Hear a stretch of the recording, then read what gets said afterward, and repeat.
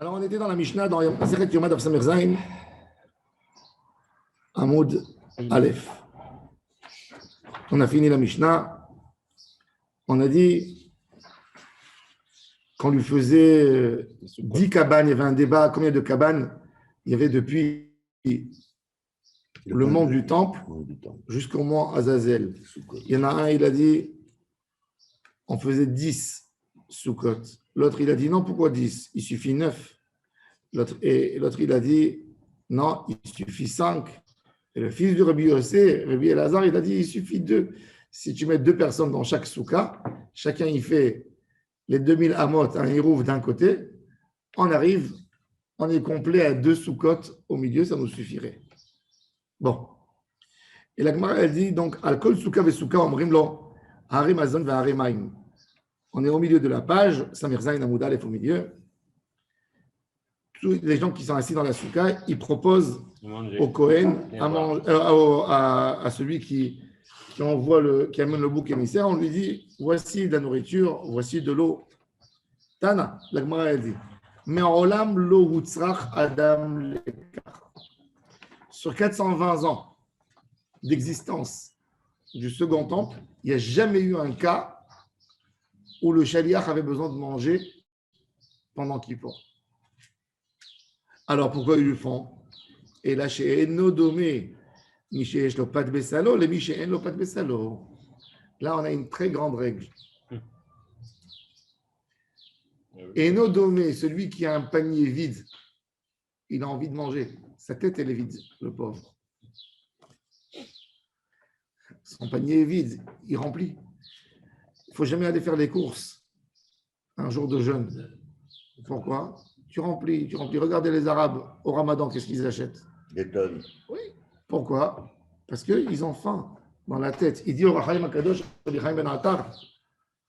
que le malheur de la famine, il dit que dans la famine, en réalité, on mange beaucoup plus que quand on n'est pas en famine.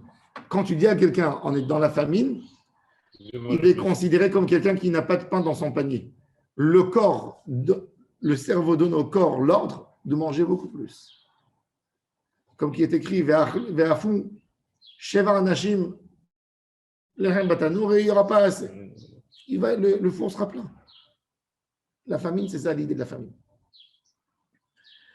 Mais, par contre, celui qui a un pat bessalo, c'est pas rien que dans ça, c'est dans beaucoup d'autres notions. Pat bessalo, c'est un homme marié, il a moins de etc. Pas de Bessalo, comment on traduit? C'est l'expression, pas de Bessalo, du pain dans son panier. Voilà, c'est-à-dire que c'est jamais vide. Quand tu as un panier rempli, tu n'as pas besoin de manger. Oui, il n'y a pas l'envie. de manque. Il n'y a pas de manque. Ouais. Tu raisonnes plus avec les yeux, tu raisonnes avec ta bouche. Quand tu as faim, tu manges avec les yeux. Et quand on mange avec les yeux, c'est beaucoup plus de quantité que quand tu manges avec le ventre. À l'armée, quand j'avais fait l'armée, c'était écrit il y avait le buffet. Toujours, il y avait un grand panneau sur le buffet, si tu te souviens, Didier. Tochal imape velo imaenaim. Mange avec ta bouche et pas avec tes yeux. Pourquoi? Les gars, ils remplissaient une assiette, 2 omelettes, 5 tranches de pain. Ils posaient à la table et le baltachrit et ça se jetait. Qu'est-ce que tu manges avec ta bouche? Tu ne manges pas avec. Heureux l'homme qui mange avec sa bouche et pas avec ses yeux. Mais concrètement, Rav, je peux faire un témoignage. Vous êtes dans l'hôtellerie, vous savez. Voilà. Un buffet, j'ai entendu souvent dans des clubs qu'il y avait des bagarres terribles, comme dans les westerns. Ouais. Et pourquoi? Des bagarres? Oui. À Pessaretto, en Espagne, enfin de partout. Et je dis, mais d'où ça vient? Et les gens, ils venaient avec moi et tout ça. Je dis, d'où ça vient? Qu'est-ce qu'ils faisaient? Comment on peut faire des choses pareilles? Ils dressaient les buffets. Mais ils apportaient des plateaux pour. Qui c'est qui dressait les buffets? Le traiteur ou l'organisateur, enfin, c'est cuisinier, enfin, c'est maître d'hôtel. Mais il mettait 2-3 bricoles comme ça. Les gens rentraient, il y avait des fois 400 personnes. Et les gens, quand ils regardent, ils ont l'impression qu'il y a un problème. En fait, ils ont tout en cuisine, mais ils ne fournissent pas tout d'un seul coup au premier abord. Tu m'as coupé là. Alors écoute. Et alors, ça fait qu'on mange d'abord avec les yeux. Et c'est vrai que les gens vont admirer un buffet d'abord avant de le toucher. Mais s'ils ont l'impression que ça coince quelque part, ils vont prendre le plateau. Je pense que aussi ça dépend de la culture du pays. Je pense qu'en Israël, malheureusement, on a encore l'influence des camps et de la Shoah. Oui. Parce que quand tu prends un Français ou un Israélien, le Français, il ne remplit pas son assiette comme un Israélien. L'Israélien, il a l'impression que s'il ne prend pas maintenant dans son assiette, il ne va rien avoir à manger après. Il y a cette notion chez l'Israélien, quand il va au duty free pour acheter, il remplit, déjà au duty free, il a fait son shopping pour voyager, il n'a plus besoin de voyager, de prendre l'avion. Il a rempli. Il y a cette notion de vouloir remplir, malheureusement. C'est un des dégâts de la Shoah. C'est un des dégâts de la Shoah. Sans le vouloir, même que tu sois tunisien, marocain, tu as été influencé par le pays où tu vis. Et il y a cette notion de… Moi, j'ai connu un donateur, il a offert une cuisine dans un centre communautaire, un richissime, à Nice. Il offre le truc et tout ça, après il dit à la fin, en fait, le garçon, il manque quelque chose dans votre cuisine. Vous ne m'avez pas demandé. Je lui dis, mais quoi? Il me dit, il n'y a pas un petit pot pour les tartes aux pommes et des tartes comme ça pour les enfants, parce que j'avais dit, vous savez, c'est pas un problème, on peut. Je dis, mais pourquoi? Je dis, vous savez, moi je suis un rescapé de la Shoah, donner aux enfants de la pâtisserie. Ça nous manquait le chocolat, la pâtisserie. Regarde, tout simplement. Et c'est vrai ce que vous dites, c'est. Bon, mais dans tout ça, autant que hôtelier, combien vous mettez dans le buffet? S'il y a 400 personnes, vous mettez pour combien? Pour 600? Combien? Oui, c'est la norme mathématique, et vous ne pouvez pas vous tromper. C'est 1,35. 1,35, tu vois? 1,35, et vous avez une petite réserve pour certains aliments que les gens préfèrent un peu plus derrière, mais ils sont déjà posés. Il ne faut pas les poser après, parce qu'il y a des gens qui raisonnent et disent « Ah, ils aiment plus le saumon fumé, je vais le mettre juste un petit peu comme ça, et après je rajoute au fur et à mesure. » Mais jamais ils vont faire ça. Ils vont vider tout. Mais même ce que vous avez après, parce que comme vous dites très justement, parce que ils ont ces sentiments de pas de salle, pas de salle. Voilà, ils ont un sentiment que. Ça veut dire quoi, 1,35? Ça veut dire que, par exemple, 400 personnes, tu mets pour 135 personnes. D'accord. C'est le coefficient. D'ailleurs, regardez le passage, c'est une petite diversion, mais je finis. C'est que, par exemple, vous montez le commerce de Macolette. Quelle est la marge d'un épicier? 35%. C'est 35%. Ouais. Ou sinon, il ne s'en sort pas. Pour payer tout, pour faire sa parnassa et tout ça. Ouais, les supermarchés, c'est 35%. C'est dans les écoles de commerce qu'on apprend ça. Alors, bon, la Gemara nous dit déjà, le Michel, pas de salon.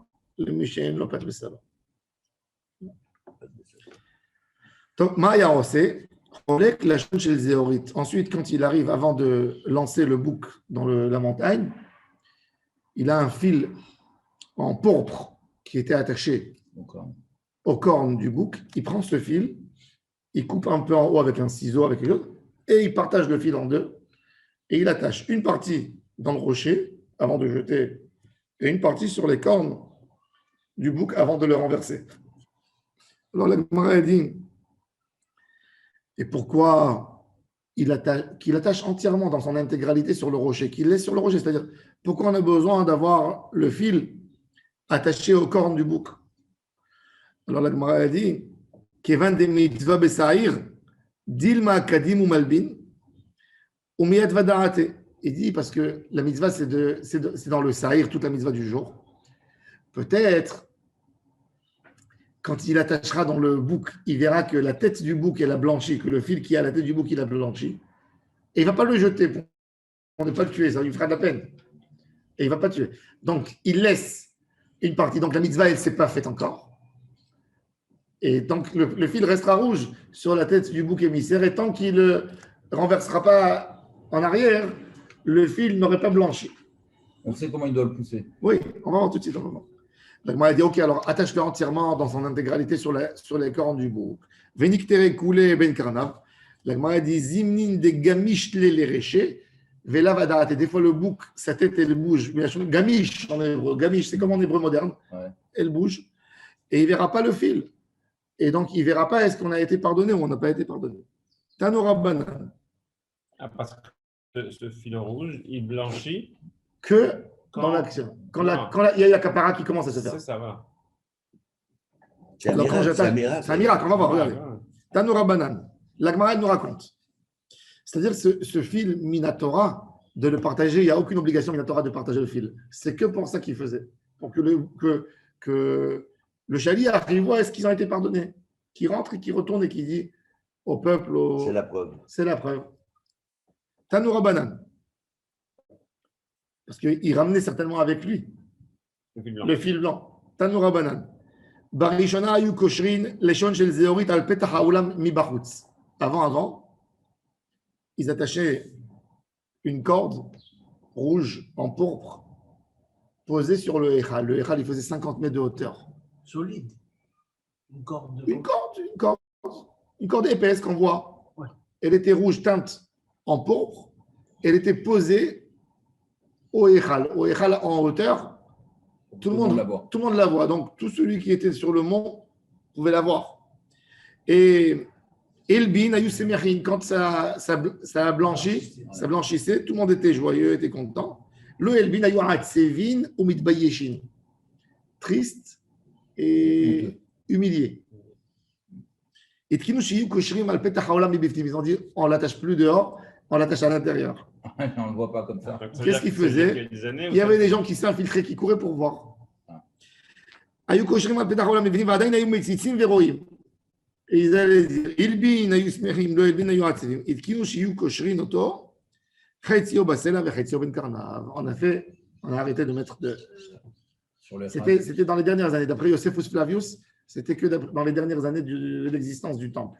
Parce qu'avant, toutes les années, il blanchissait. Amar Rabbi Nahum Bar Papa, lui, il a changé l'ordre. Il a dit Mishum Rabbi Lazar Akapar Barishona yu kosherim lashon shel zeorit al petach haolam mi bifnim. Au début, ça a commencé de l'intérieur. Après,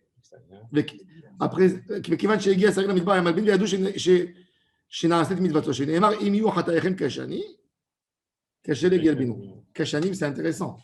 C'est koshni. Kashanim, koshnim. Kashanim. Koshni. De là est venu. Pourquoi Koshni c'est rouge? Oui. Eh ben, pourquoi Elbinou? Im yuhataechem kashanim, comme du rouge. Tolachani. Et en français, ils ont déformé le mot kashani. Au lieu de dire shani, comme en hébreu, ils ont pris le mot kashani. Ils ont fait koshni. La koshni. Qui est très utilisé dans le laboratoire et tout ça pour les teintures. Oui, bon, à l'époque, dans le monde, aujourd'hui, ça coûte trop cher. Tu sais combien de verres il faut tuer pour faire une teinture d'un habit? La cochine. Caché les galbinu. Lo haya megia les mahatit ahar ach naasa evarim evarim. Quand on jetait le bouc, Dieu préserve dans cette. De là vient la notion en hébreu, l'insulte. L'Echla Azazel. Quand on dit à quelqu'un l'Echla Azazel, ça veut dire on lui souhaite le sort. On lui souhaite le sort du bouc émissaire. Il n'arrivait même pas à la moitié du rocher. Déjà, il avait les membres qui sautaient de partout. Ah ouais. Et comment? On va voir, vous allez voir pourquoi, tout de suite. Il explosait. Alors, Il avait peur. et alors la Gemara pose une question simple, une question théorique. Une question théorique.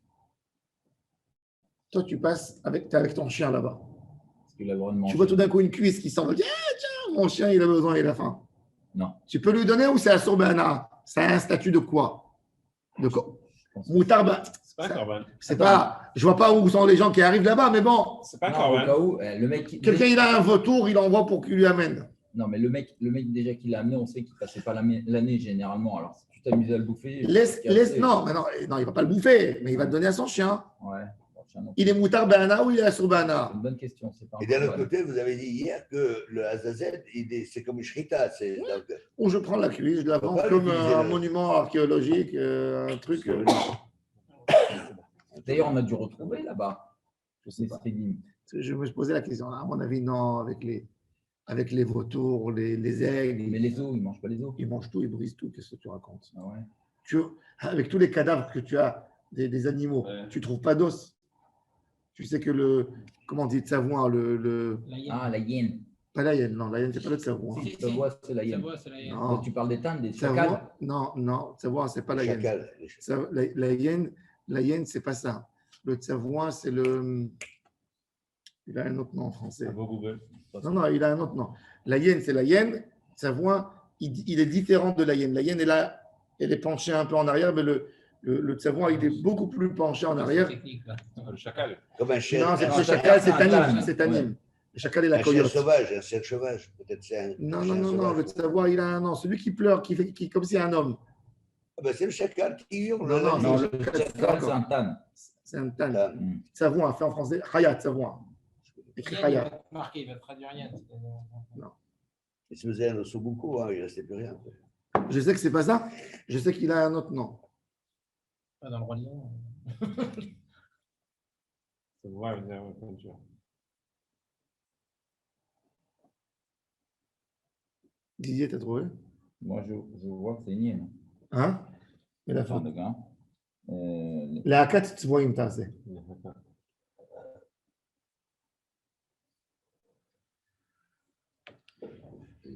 voix, c'est Sadik, Bet, Vav. Aïn. Bon, il va te dire que c'est hypocrite, que c'est. Non, non. Non, ça voit que c'est traduit, il y a marqué, c'est quand, c'est du bois. Ouais. C'est une hyène. Ouais. Ouais, c'est Hyène. c'est une hyène. C'est bizarre.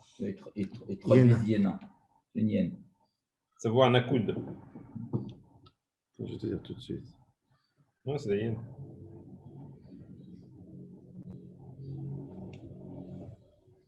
C'est bon, hein? Les Hagav, j'étais à. Comment ça s'appelle? À Shfaim, pour une Matzmaout. Il y a une quantité de tannim là-bas. Quoi, des léacotes de centaines de tannim. Tsavoua, il donne yen Ouais. dans tous les types. Tsavoua, Mefusfa, Tsavoua, Nakor. Ouais, et apparemment, il traduit Yen, tu as raison. Je suis rentré sur Wikipédia en français. Tu pensais quoi? Non, ça, je me rappelle, j'avais entendu un autre nom quand j'étais enfant. Parce que la yen en hébreu, par exemple, on te dit yena. Et ça, ils ne confondent, ils ne le mettent pas avec tsavoua, la yen. Et on fait Evdel Ben Yen, Tsavoua. Alors, compagnie, d'ailleurs, c'est intéressant parce que la yen, j'ai expliqué avec ça hein, le texte qui est écrit dans Megillat Echa. Bat Arami le Achzar, Kaye'enim Bamidbar. Alors, Rashi, il a parlé, Rashi dit Ye'enim, Bat Yarana, l'autruche. Mhm. Mais on n'a jamais trouvé que l'autruche, elle est cruelle. L'autruche, elle n'est pas cruelle. Ouais. Alors, moi, je voulais expliquer que Ye'enim, Hyène. c'est la hyène qui est connue par sa cruauté. La hyène, elle déchire oui. tout. C'est un des animaux les plus dangereux en Afrique. Ça veut dire, il déchire tout. Ça veut dire, Il s'attaque les lions. il Il y a s'attaque un au. autre type qui s'appelle la protèle. La protèle. Ça ressemble. Hein. Mais bon. Il y a un. Ouais. Il y en a un. Bon. Alors, la compagnie, alors il dit, regardez, alors il pose la question théorie. Ma'en Be'ana. Alors la Gemara a dit débat entre qui? Entre Rav et Shmuel, comme d'habitude. Hadamar Moutarin, Hadamar Assouri. Il y a un qui a dit que c'est Moutar et l'autre qui a dit que c'est Assour. Alors, celui qui a dit que c'est Moutar, Mandéamar Moutarim, dirtiv, Bamidbar. Le mot Bamidbar veut dire, comme il dit Rachid, toujours Efker. Comme on a vu, la Gemara elle a fait la même déracha sur Yoav. Yoav, le Saratsava de David Amelech.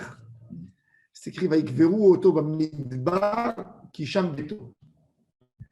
La Gemara dit c'est l'espèce de la Bible sur Yoav. La Gemara dit quoi? Sa maison elle était au désert. Un homme ne vit pas au désert. Sa maison était comme un désert ouverte à tout le monde. Tout le monde pouvait venir manger, s'asseoir. Ah ouais. Jamais il a refusé qui que ce soit chez lui à la maison. Ouverte à tout le monde. Et c'est une belle définition, ça veut dire Kemidbar. Alors Rashi aussi, il prend, il dit, quand la Torah elle dit Hamidbara, il doit avoir au désert, quand tu te lèves, tu laisses quelque chose, c'est à tout le monde. à tout le monde, on dit quoi? Alors il te dit, donc il apprend du mot Midbar, ça veut dire autorisé. Ou Mandéamar Asourin, dit-il Gezera. Il dit Gezera, c'est l'expression qu'on a chez. C'est une Gezera. Ça veut dire, c'est pas une Gezera dans le décret. Ça veut dire, il lui a fait une Xera, tu dis. C'est quoi une Xera en expression? Il lui a interdit tout. Ou Mandéamar Asourin, alors ok. Mandéamar Asourin, Midbar, Mayarville, qu'est-ce qu'il apprend du mot Midbar? Midbar, Hamidbar. Bamidbar, c'est 3 fois écrit mentionné le mot Midbar dans le Saïr la Azazel. pour nous dire que tous les ans, il y avait un désert à côté. Quand le tabernacle était, par exemple, à Élie, à Shiloh, en Judée-Samarie, va chercher là-bas un désert.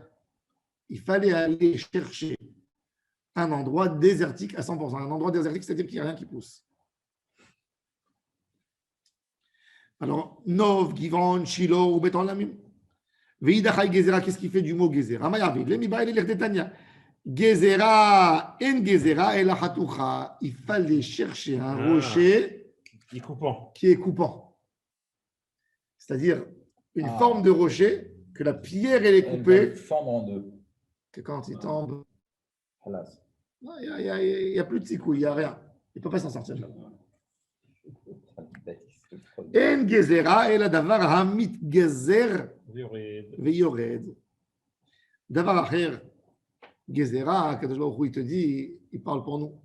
Shema, Tomama, Setou, c'est quoi cette cruauté, on va dire? En faisant ça, nos fautes, elles se pardonnent.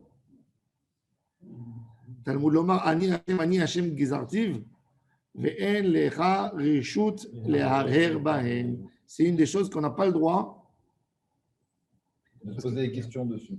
parce que les R, c'est-à-dire de s'émouvoir, de penser. Tout,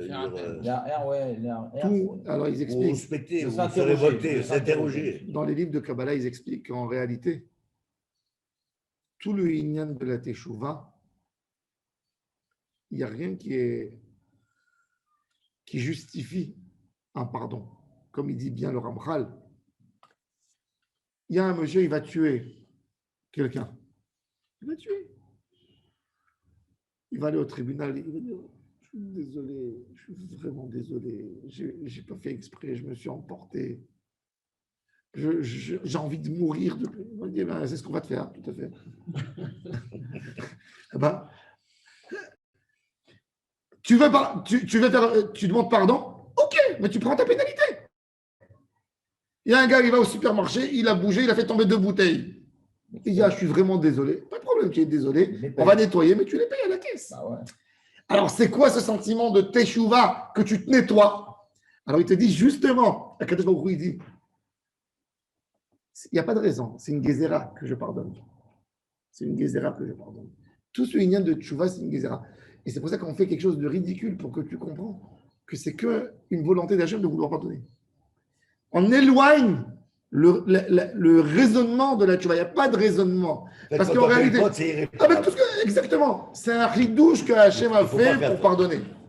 C'est un ridouche. C'est un cadeau d'Hachem. C'est un cadeau. Pourquoi Hachem il a fait ça? Pour nous faire comprendre que nous aussi on doit pardonner.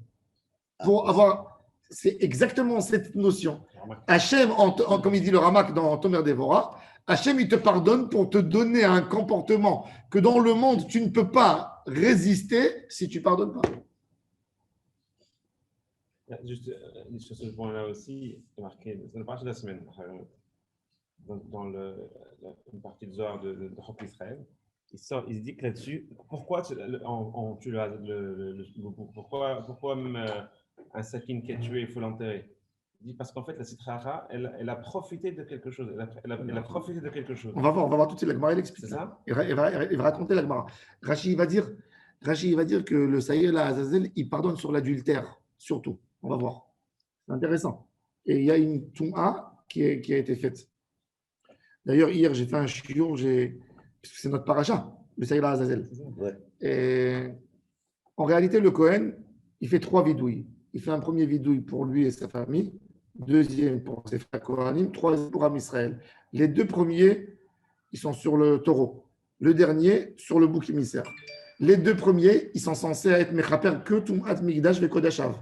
C'est-à-dire le Kohen qui est rentré impur au temple ou qui a mangé ou qui a sacrifié un korban en étant impur. Il ne pardonne pas sur toutes les fautes, le taureau. Uniquement Tumat Migdash. Pas toutes les fautes.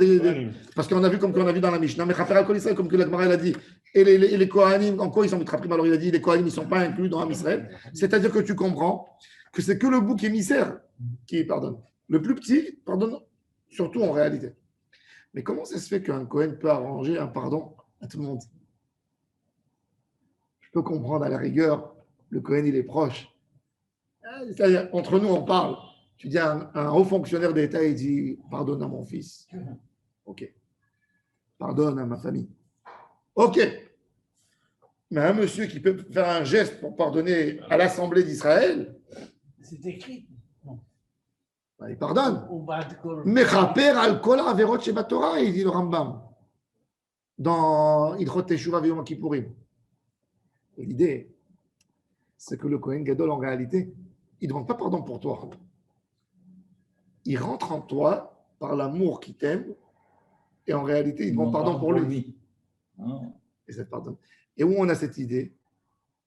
Avec Aaron à Cohen. Aaron à Cohen, comme il dit le Midrash, quand Moshe il refuse à Hachem d'aller en Égypte, et le Midrash il dit Aaron était prophète depuis l'âge de 3 ans. 3 ans, il a eu la première prophétie par Hachem, comme le prophète Samuel.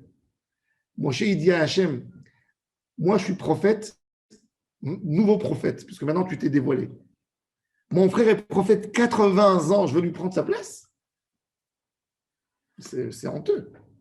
Hachem lui dit, t'en fais pas.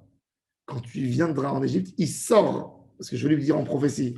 Aaron, il ne savait pas. Moshe, il n'a pas téléphoné pour dire j'arrive. Et quand il va, il rencontre Aaron, qui vient le rencontrer. Et il dit, Vesamar Belibo, se réjouir pour quelqu'un qui récupère sa place. Regardez qu'est-ce qu'il fait Bibi maintenant pour rester avec son gouvernement, pour rester Premier ministre. Je le comprends, il est là-bas, bon, je critique pas, je dis rien que là. Et là, Aaron, il a fait Vesamar Belibo. Il a été recommandé par Il y a quelqu'un qui a dit une belle phrase, il a dit. Donc c'est ça l'origine. Il a dit, une fois il y a quelqu'un qui a dit, quand il y a quelqu'un qui se soucie du souci de l'autre, qui pleure pour l'autre, c'est un tzaddik. Mais quand il se réjouit de la joie de l'autre comme si c'est sa joie, c'est un ange. C'est beaucoup plus. Parce qu'on a beaucoup plus volonté d'avoir de s'identifier avec quelqu'un qui souffre. Mais d'avoir un succès de l'autre que toi tu n'as pas, et de te réjouir et de danser comme si c'est pour toi, ça c'est un ange déjà. Et ça c'était Aaron à Cohen. Et on voit le même parallèle. On voit que quand un assassin qui a tué sans faire exprès, il va dans l'Air Miklat, dans l'endroit, la ville de réfugiés, bah, quand il sort de là-bas, quand le Kohen Gadol meurt, donc c'était quoi la tefila de tous ces qui meurt. Ça veut dire le gars, quand il monte à la Torah Shabbat, il dit fais Miché Bérard pour que le Kohen il meure. Bah, avant, j'ai mis Nadev.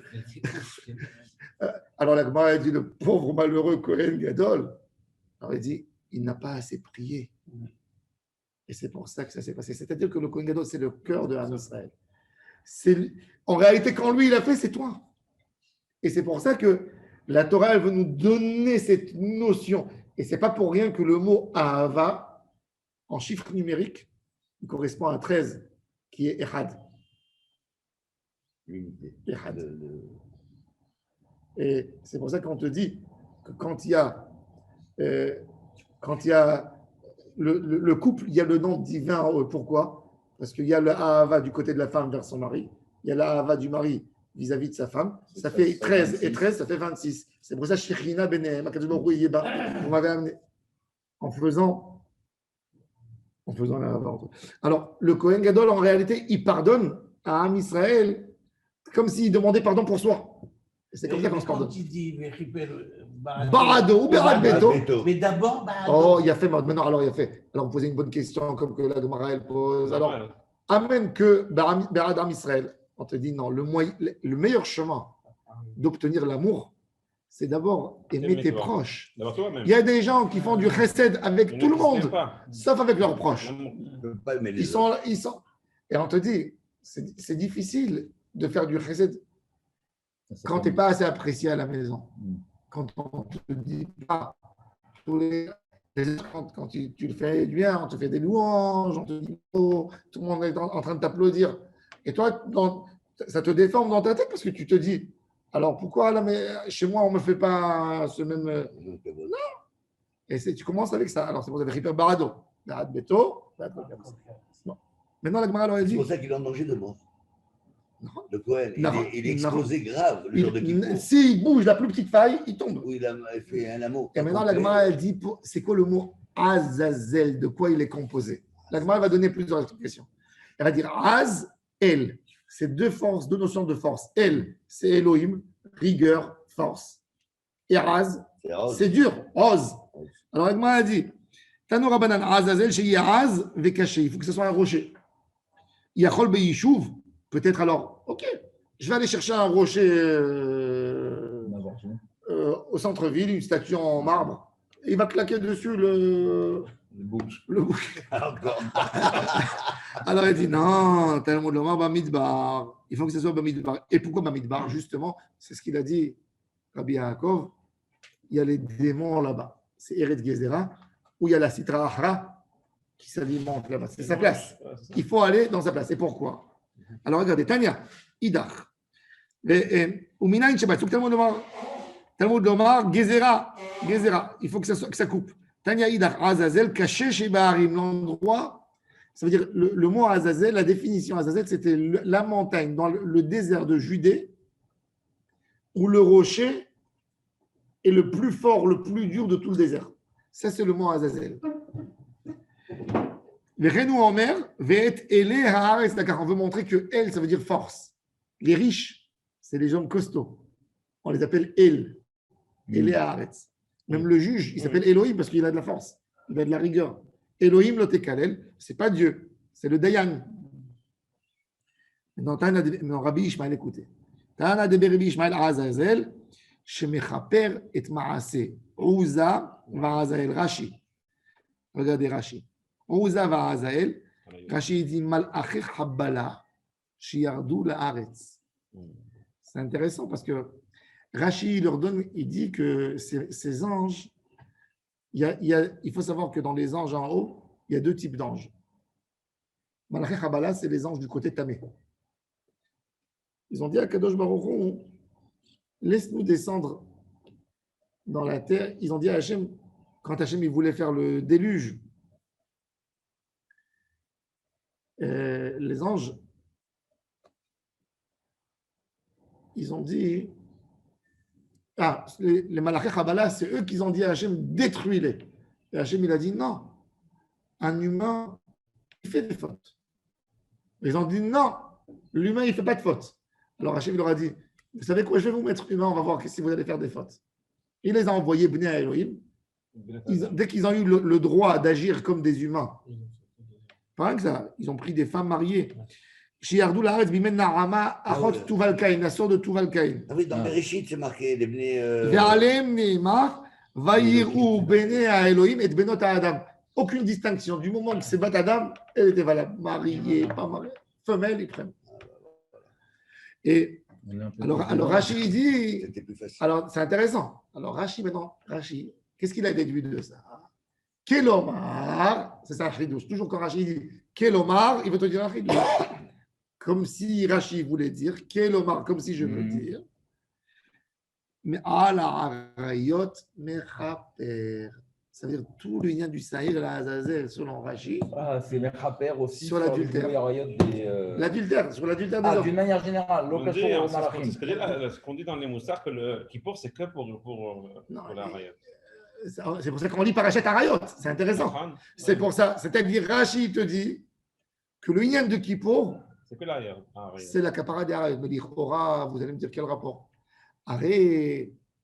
Le Kippour, il est venu à la base sur quoi? Vodor. Sur la faute du Vaudor. Ils ont pleuré, Moshe il est monté, il est descendu, il est remonté. Il est descendu le jour de Kippour avec les deuxièmes tables de la loi. Et Akadosh Baruch Hu, il a dit Salar Tikit Varecha. Moshe il a dit Akadosh Baruch Hu, si tu avais pardonné, donne-nous ce jour comme un jour de nettoyage toutes les années.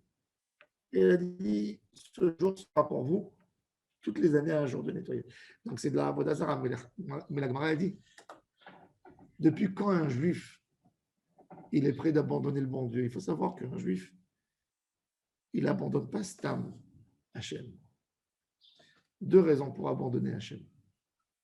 Une, il est en colère, il veut exprimer sa colère. Deux, maintenant là-bas, ils n'ont rien à exprimer leur colère. Ils sont sortis d'Égypte, ils sont tous devenus riches. Ils sont sortis de quoi? Vous avez été gâtés. Continuez votre route. Grave. Marchez, vous êtes 600 000, vous pouvez. Vous avez de l'argent, vous pouvez acheter tout ce que vous voulez. Pour l'adultère, il voulait dire, ils ont compris que l'adultère, c'était très dur. Un homme, il n'est pas capable de dire je veux fauter. Eux, ils s'attendaient que quoi? Ils avaient tous des concubines, des machins. Et tu vois bien, ils se mariaient. Quand ils ont entendu, il faut savoir que Matan Torah, Aaron Cohen, il retourne à la maison avec les habits déchirés. Il embrasse sa femme dernière fois et il lui fait le guet. C'est sa tante. Ah, c'est Ariel déjà. Ben oui. Elisha, il est marié avec sa tante. Ah, ouais, Il est marié. Oh là là. Moshe, s'il naît après Matan Torah, il est bâtard Attends, ouais. chez Mishmor. Voilà. Parce que Amram a épousé sa tante, On le est passé Réved. à une nouvelle époque, ça y est. Ça y est, Nigmar. C'est Nigmar. Alors les Bnei Israël, qu'est-ce qu'ils disent? Oh là là, maintenant, qu'est-ce qu'il il est en train de monter en haut, à savoir qu'est-ce qu'il va nous ramener encore? Qu'est-ce qu'il va nous ramener? L'intérêt commun de tout le monde, c'est de dire, il y a un, il dit, je crois qu'il est mort. On lui dit, ouais, t'as raison, il est mort. Ouais, il est mort. Il est mort. Mais cette histoire d'ange. Lo bikshu Israël avod avoda zara, et là, la attire la harayot. Ah ouais. C'est la Gemara. Alors là, c'est un cri. Ah bon, carrément. Donc, Toutes c'est les pour fautes ça que vulgaires, Rashi te dit, c'est pour ça que Rashi te dit que le Inyan de Kippour, c'est Tu vois, les générations passent. Donc l'histoire des anges. Dans comme parce que le Midbar et tout. David Amelech, il dit, pourquoi la Harayot, c'est le plus grand Yetzirah de l'homme, plus que le Mammon. On oublie à chaque Parce que non, le Mammon, il a un âge qu'on veut. Mais après, Bon. Nigmar. Mais le Yetzirah d'Harayot, il Bon. existe. Parce que David Amelech, comment il parle avec Hachem pour la faute de Bathsheba? Il dit, Hachem, moi, je suis né par une tentation de chair. Ma mère, si elle n'avait pas cette envie de mon père, si mon père n'avait pas envie, je ne pourrais pas naître. L'homme, il est venu suite à ça dans le monde. Tandis que l'argent, il va voir, il ne va pas voir. Mais ça, c'est comment tout le monde. C'est comment tout le monde. Et c'est pour ça, justement, que la Torah, elle te dit que c'est là que tu dois être kadosh. C'est pour ça, justement, tout ça, c'est pour tout le lien de la Nida, c'est pour nous rendre avec des limites. Et il nous a dit autour de la montagne, il faut séparer les hommes. Asher asar lanu et C'est harayot, la mida qui est dégaine. ve'asar lanu et harusot, ve'itir lanu et hanesuot lanu al yedei chorban ve'kiddushin. Et même après les nesuot, il y a la Nida, et il y a la yoledet, et il y a tout ça, c'est pour te donner un juste équilibre dans ta vie. Ouais. Parce que toute la Kedusha dans la Torah, c'est la misgueret. C'est le cadre, c'est se séparer. La Touma, c'est le mélange. Là, il est dans tout. Ce qui est à toi est à moi, ce qui est à moi est à toi. Tout est le bazar. Le midbar. Et C'est le toute bazar. la Avodat Hashem, c'est ça. Alors, c'est intéressant. Donc, Rachir, alors rappelez-vous, tout l'union du Tikkun de Kippour, Gilou Yarayot. Tanoura Banan. Et Mishpatai Ta'asu. Écoutez. Maintenant, la Gemara, elle amène encore que les Chachamim ont eu beau à commenter, mais en réalité, on n'est jamais arrivé au raisonnement pur de la Torah. Quels sont? Mishpat, Ta'asu Dvarim, Sheilma Lenirtevu, Dinu Sheikatu. Mishpat, toujours, alors rappelez-vous, le mot Mishpat, c'est jugement. Jugement, c'est clair dans l'homme. C'est-à-dire, si Dieu n'aurait pas dit Lotignov, l'humain l'aurait dit. C'est logique qu'un homme, quand il a récupéré quelque chose, un autre qui n'a pas travaillé là-dessus, il ne peut pas lui prendre. Il dit Ilma Lenirtevu, Betinu Sheikatu, Ve'eluhem. Avodat Kochavim, Gilou Yarayot, Shfichut Damim, Gezel, Birkat Hashem. C'est intéressant. Là, la Gemara, elle te dit que Avodat Kochavim, l'idolâtrie, un homme simple qui vit dans le monde, du moment où il sait qu'il est arrivé à la conséquence et à la conclusion que celui qui lui donne la pluie, c'est une force, il comprend que d'aller demander à quelqu'un d'autre, c'est une trahison. Donc là, Avodazara, à la base, l'homme est censé à être monothéiste, sans avoir un dévoilement de Dieu. Et c'est ce qu'Akadosh Baruch Hu s'est attendu à Abraham. C'est-à-dire l'idée. De fidélité, quoi. Pourquoi Hachem ne s'est pas dévoilé à Abraham qu'à l'âge de 75 ans? Pour montrer à l'humanité. Demain, il va venir un homme, il va dire, Dieu, moi je suis né en Chine. Moi je suis né dans un village, dans un village d'hindous. Comment, bouddhiste, comment veux-tu que je reconnaisse en toi? Alors Hachem va lui dire, mais Abraham, il l'a reconnu. Si tu regardes, il y a la pluie. Toi, tu dis que tu as un Dieu soleil, donc ce n'est pas le Dieu soleil qui donne la pluie. je dois te poser des questions. Voilà la preuve. La Gemara, elle te dit que l'homme aurait dû inventer la loi contre la Avodah Zara. C'est normal. Qu'est-ce qui est encore normal? Avodah Zara, Gilou Yarayot, Shfichut Damim, ne pas tuer, voler, maudire Hachem. Ça, c'est. Et Troukotaï, par contre, Chok, c'est des choses incompréhensibles pour l'homme. Quelles sont?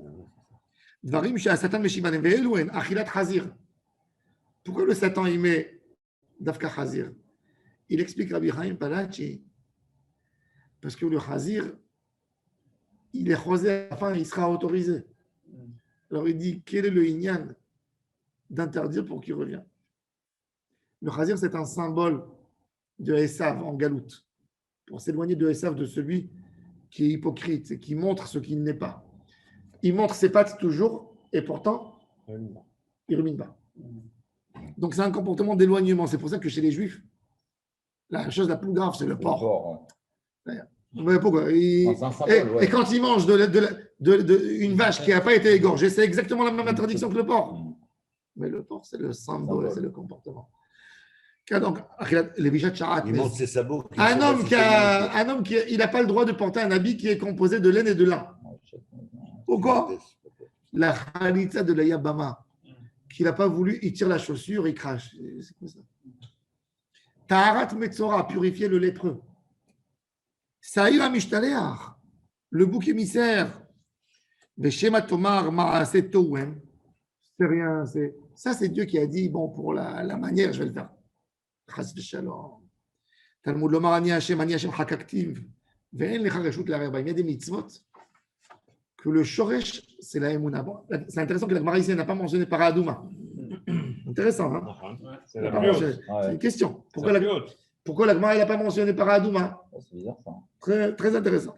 Le haut, je comprends. Parce que Maintenant, la Gemara, elle dit une autre question avant, on va finir cette ça sugia. concerne les individus, peut-être pas. Pardon, Elle concerne tout le clan d'Israël. Oui, mais c'est pas les. Mais même le bouc émissaire, il concerne tout le Ham Israël. Ah, oui, d'accord. Point d'interrogation. Je ne sais pas.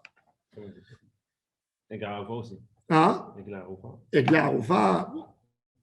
Et Glaroufa, il y a un raisonnement. Tu dis, tu tues l'animal pour montrer la génisse, pour choquer le monde, et pour que tout le monde se rassemble. Ouais, pourquoi Comme il dit le Rambam. Comme ça. Qu'on irait que ça, hein? Je ne sais pas. Il faut trouver un bon terme. Pourquoi la Gemara l'a supprimé? Maintenant, la Gemara, elle pose une autre question. On a dit que dans la Torah, la Torah elle nous dit, c'est intéressant, la Torah elle... Là, il donne une idée, je ne sais pas si elle est... Ah, il donne pourquoi? Il dit, en fait, tous les cas qu'il a apportés ici, c'est des cas où on peut nous trouver une raison, une justification et délaisser ce raisonnement. C'est-à-dire qu'on peut être mésalzé sur le raisonnement qui nous a apporté à dire ça. Alors que la paradouma, il n'y a rien, il n'y a aucun. Mais même dans la paradouma, il y a des raisonnements. Il y a le Zohar, il a donné. Non. Il faut savoir, le Rambam nous dit, Stam, que vous sachiez, tout ça, Akadosh Baruch Hu, il te dit, moi, je n'ai pas donné. Tu as le droit de donner un raisonnement, mais ce que tu es obligé de dire quand tu donnes le raisonnement, c'est pour moi le raisonnement. C'est pour moi le raisonnement. Le frère de mon beau-frère, il est kiné à Milan. Et il travaille dans un endroit où ils viennent tous les sportifs, ils viennent Inter, etc. Et c'est leur médecin, c'est lui le médecin. Qu'est-ce qu'il a fait? Non, là c'est Milan. Et il a appris la Kabbalah. Il est rentré beaucoup dans la Kabbalah avant. Et il a voulu tester pour le Shahatnez. Il a vu dans le Zohar qui est écrit que le Shahatnez, il baisse toutes les forces. Maintenant, les gars, ils viennent s'entraîner. Ils lèvent des trucs de 100 kilos, 120, des 100. Qu'est-ce qu'il a fait? Il a commandé des manches en tissu qui sont composées de Shahatnez. Spécial, il l'a fait. On a le droit de coudre, on n'a pas le droit de les porter. Maintenant, il voit le gars, il dit, combien c'est ta capacité? 140. Il le voit tous les jours, il vient. C'est lui qui analyse, qui met les choses, qui regarde. Il leur a mis au gars les manches. Il dit, maintenant, lève. Il n'arrivait plus à lever. Personne. Il a fait ce test pendant 1 mois et demi. Wow. Quand il a eu, et il note tout le temps. Il note. Il est parti, il a amené la télé italienne. Ils étaient choqués. Ils ont dit, on va essayer nous aussi. Ils sont partis dans d'autres clubs. Ils ont fait ça, c'est passé en Italie, ça les a tous mis à plat. Toute l'Italie a parlé sur cette histoire. Comment dans la Torah, maintenant, C'est pas ça le vrai. Akadosh Baruch Hu, il ne nous a pas dévoilé. Il a compris quelque chose. Ça veut dire il a vu le Zohar. Le Zohar, il dit ça.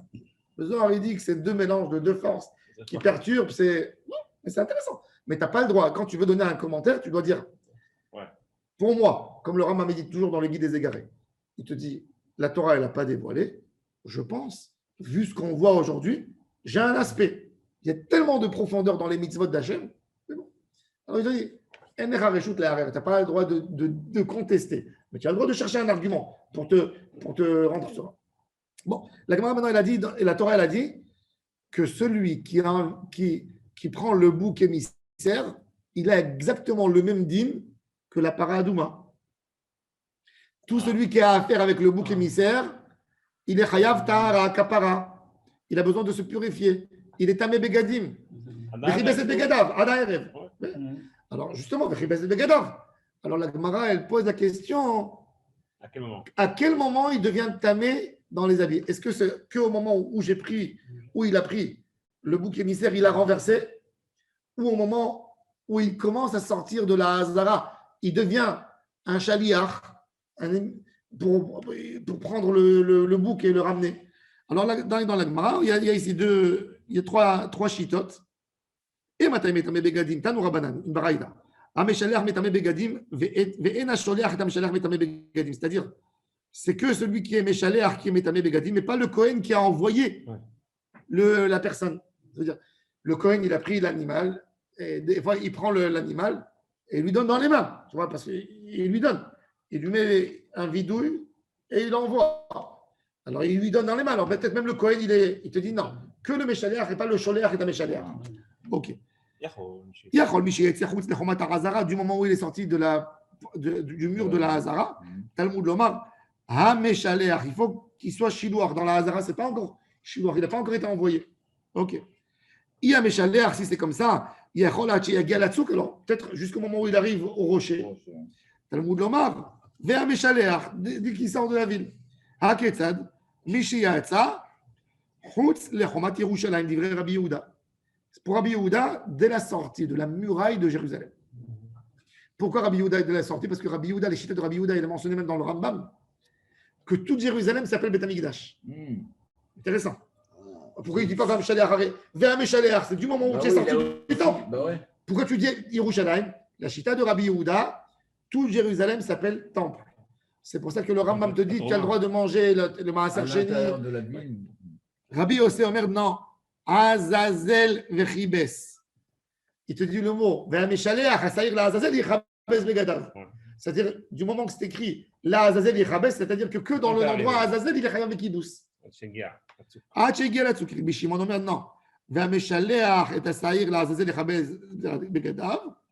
Zorko bevatrosh ou metame begadim. Dès qu'il a pris le bouc, il a renversé, c'est que là qu'il est tamé. C'est-à-dire, on a trois chitotes. Un, sorti de la muraille de Jérusalem. L'autre, au moment où il arrive dans le mont Azazel. L'autre, que quand il prend le bouc et il le renverse. Pour ne pas finir avec un truc comme ça.